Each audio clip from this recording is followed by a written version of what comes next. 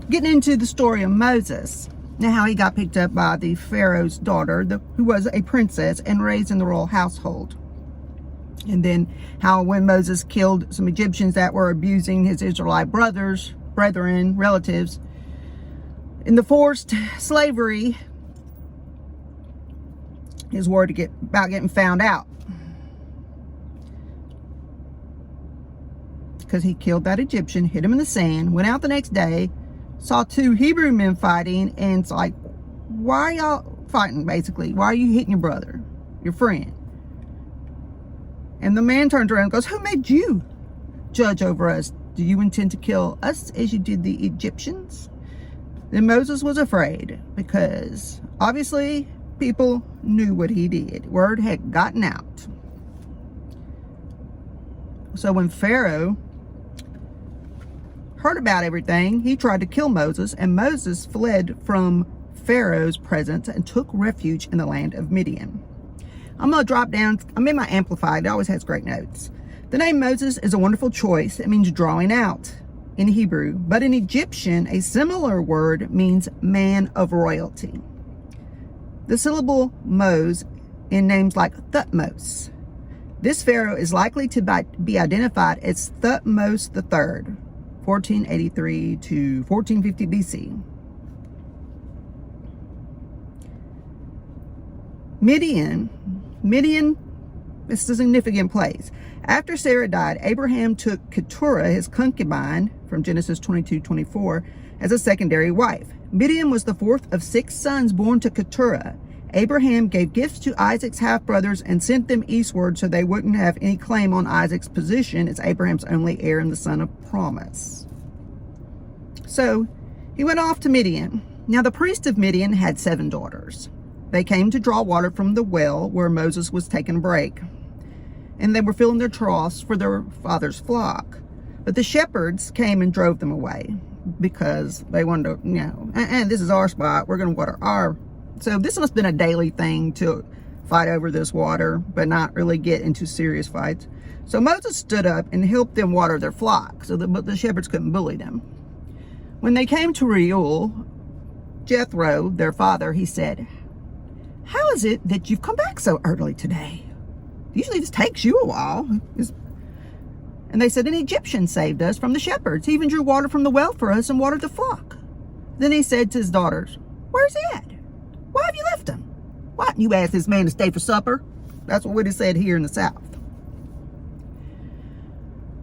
So Moses was willing to remain with the man, and he gave Moses his daughter Zipporah to be his wife, and she gave birth to a son, and he named him Gershom, which means stranger, because Moses said, "I've been a stranger in a foreign land."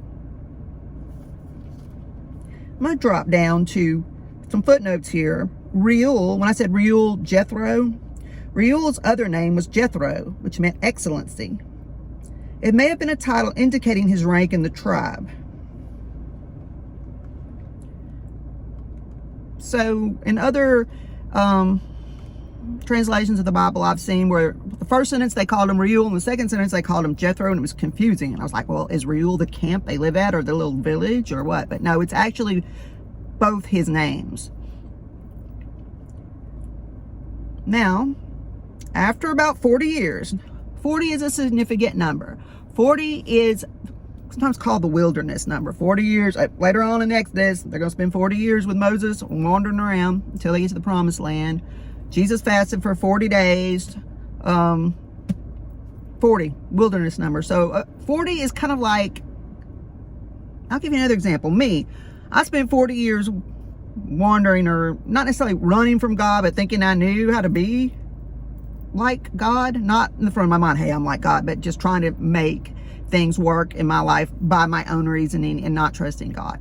That took about 40 years of my life before I was officially born again, and it's been great. But anyhow, 40 years. So after a long time, about 40 years, the king of Egypt died, and the children of Israel, Jacob, groaned and sighed because of the bondage, and they cried out, and their cry for help because of their bondage, their slavery, ascended to God. So God heard their groaning, and God remembered his covenant with Abraham, Isaac, and Jacob. God saw the sons of Israel, and God took notice of them and was concerned about them, knowing all, understanding all, and remembering all. And last little note here about that. The description of God in this passage attributes human qualities to God, including human emotion and ways of thinking or decision making.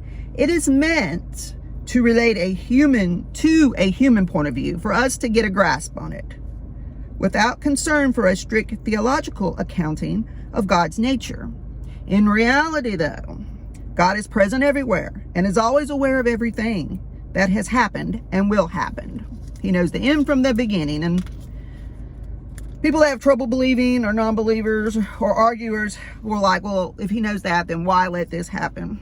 We'll get into that another time. He doesn't do things to make us suffer. Sometimes he allows things to happen to keep us focused on him when we get too comfortable with ourselves. I know all about that.